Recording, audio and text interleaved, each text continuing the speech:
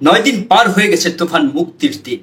3 দিনের মাথায় আর কোনো শো এই সিনেমা চলবে না, আর কোনো দর্শক এই সিনেমা দেখবে না, সমস্ত সিনেমা হল থেকে নেমে যাবে তুফান।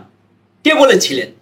দুজন মানুষ, একজন সেই যে শাকিব খানের বন্ধু হিসেবে দাবি করত, মাথায় বুঝতে পেরেছেন চুল নেই আর দাড়ি পেকে গেছে, আর এক কাকু ওই যে এফডিসিতে থাকে, অনেকগুলো ছবির স্ক্রিপ্ট লিখেছে। চিনতে পেরেছেন? হ্যাঁ, ধরতে পেরেছেন নিশ্চয় দর্শক, ঝন্টু কাকু।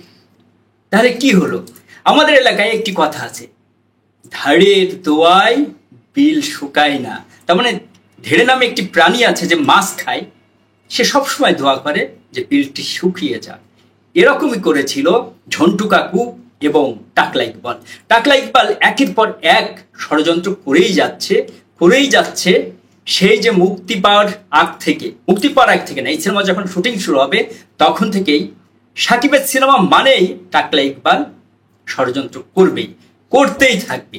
এটি তার রক্তের সঙ্গে হিমোগ্লোবিনের মতো মিশে গেছে এই টাকলা ইকবালের। তিনি যখন সেন্সার সার্টিফিকেট নেবে তখন একটি বড় জোট করলো, ঝন্টু কাকু, তারপরে হচ্ছে খসরু ভাইয়া, তারপরে আরশাদ আদনান ভাইয়া, কাজী হাত কাকু, সবাইকে নিয়ে তিনি একটি দারুণ এফডিসিতে 19টি সংগঠনের নেতাদের নিয়ে বড় একটি মিটিং ডাকলেন। আরশাদ আদনান ভাই কোন যেন একটি বড়ি খেয়ে, মানে পিল খেয়ে, তিনিও এই টাকলা ইকবালের দলে যোগ দিয়ে তারপরে বললেন যে এই সিনেমা নাকি তুফান তখন টিজ রিলিজ হয়ে গেছে, সারা দেশে আলোচনা, অনেক টাকা পাচার করেছে, প্রচুর টাকা, মানে দেশে যত টাকা আছে, ওই যে ছাগল কাণ্ড মতিউর রহমান তার যত টাকা আছে, আর ওই যে পুলিশের কে আছে না, তাদের চেয়েও নাকি অনেক টাকা পাচার করেছে। কিন্তু সেন্সার সার্টিফিকেট আটকাতে পারলেন না তারা। তারপরেও একের পর এক ষড়যন্ত্র করে যেতে থাকলেন। কাজী হাত কাকু তিনি বলে ফেললেন বেফাস একটি কথা, যে এই সিনেমার নাকি কোনো গল্প নেই, তিনি এই সিনেমার নিয়ে কোনো কথা বলতে চান না। কিন্তু রিভেঞ্জ এত দারুণ গল্পের একটি সিনেমা যে সিনেমা হলে গেলেই দর্শক কেঁদে কেটে একাকার হয়ে যাবে, কারণ কাকু কুকুরের সাথে এক পাতে ভাত খেয়েছিলেন। সেই দৃশ্য দেখেই নাকি দর্শক হুমড়ি খেয়ে পড়বে সিনেমাতে। কিন্তু কি হলো? 3 দিন পার হয়ে গেল, স্টার সিনেপ্লেক্স থেকে নেমে গেল রিভেঞ্জ। কি হলো? আপনি যদি কারোর বিরুদ্ধে ষড়যন্ত্র করেন, সেই ষড়যন্ত্রের শিকার আপনাকেই হতে হবে। তারপরে ইকবাল কাকুকে দেখলাম, তুফান দেখেছেন, দেখতে গিয়েছিলেন কাকু, টাকলু ইকবাল, দেখে তিনি একটি ভুল ধরেছে। তিনি নাকি ডেড বডিতে একটি ছুরি চালিয়েছিলেন, সেই জন্যে অনেক দিন তার সেন্সার বোর্ডের সদস্যরা ঘুরিয়েছে, কিন্তু এই জায়গা থেকে ধর ফেলে দিয়েছে শহীদুজ্জামান সেলিমকে তুফানে। আপনারা ইতিমধ্যে যারা দেখেছেন তারা নিশ্চয় জেনে গেছেন এই ভুল তিনি ধরিয়ে দিয়েছেন। এত বড় সমালোচক, মানে ঠেকাতে চেয়েছেন তুফান রিলিজের পর, যখন তুফান তুলে সারা দেশে একের পর এক সিনেমা হলেই নানা রকমের কাণ্ড ঘটিয়ে চলেছেন তুফান। ইতিমধ্যে 9 দিনে 20 কোটি টাকা গ্রস ইনকাম করে ফেলেছে। আর ইকবাল কাকু একের পর এক ভুল ধরেই যাচ্ছেন। তিনি কালবেলা নামে একটি পত্রিকা আছে, তার রেফারেন্স টানলেন, বললেন যে তারপরেই নাকি একটা বিরাট নিউজ করলো, আর তুফান সিনেমা হল থেকে নেমে গেল। তুফান নামবে না, তুফান নামার জন্য তৈরি হয়নি। কালকে স্পেশাল স্ক্রিনিং হয়ে গেছে ইকবাল ভাইয়া, টাকলু ইকবাল ভাইয়া। দেখলেন তো, শুভ বাংলাদেশের একজন সবচেয়ে ভালো অভিনেতা, শাকিব খানের পর যদি কেউ থেকে থাকে সবচেয়ে বড় নায়ক, সে হচ্ছে আরিফিন শুভ।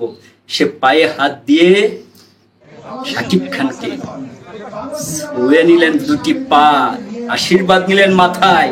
দেখতে পেয়েছেন, একে বলে মানুষ। আপনাদের মতো বন্ধু সেজে এই কিং খান মেগাস্টারের কোনো ক্ষতি কেউ করতে চায়নি আজ পর্যন্ত। আরশাদ আদনানকেও আপনি দলে টেনেছেন, খসরু যে সবচেয়ে শাকিব খানের কাছের মানুষ ছিল তাকেও আপনি দলে টেনেছেন, টাকলা ইকবাল। তারপরে কি ঘটলো? মেগাস্টার কি বললেন? 100 কোটি যদি ব্যবসা করে 25 কোটি তার। আর যদি 200 কোটি করে 50 কোটি। আর মহেন্দ্র সোনি SVF এর পরিচালক শুনে হো করে হেসে দিলেন। বুঝতে পেরেছেন? আর প্যান ইন্ডিয়াতে সিনেমা আসছে, মেগাস্টার কিন্তু সেটিও বললেন। এবং মহেন্দ্র সোনি বললেন, গান রেডি, বাজাবো নাকি? বললেন না, এখন না, রেডি করে রাখেন। সেটি রেডি আছে। কে? তারপরে চিঠি নামে একটি, গতকাল এটি দেখে আমার খুবই মেজাজটা খারাপ হয়ে গেছে, মনটা খারাপ। টাকলা ইকবাল গতকাল দেখলাম চিঠি নামে একটি ইউটিউব চ্যানেলে সাক্ষাৎকার দিয়েছেন। সেখানে তিনি বলেছেন যে বিট্রে নামে নাকি একটি সিনেমা তিনি বানাচ্ছিলেন। বুবলি আর রোশান, ওই যে রিভেঞ্জ, দুইজনই ফ্লপ হয়েছে, তারা নাকি প্রচারেই আসেননি। তিনি এখানেও শাকিব খানকে খোঁচা দিলেন। কি বললেন? বুবলিকে নাকি শাকিব খানের এক্স ওয়াইফ না বর্তমান ওয়াইফ তিনি জানেন না, এবং শাকিব খান নাকি তাকে প্রচারে আসতে বাধা দিয়েছেন। এই লোকের মাথায় কি সমস্যা আছে?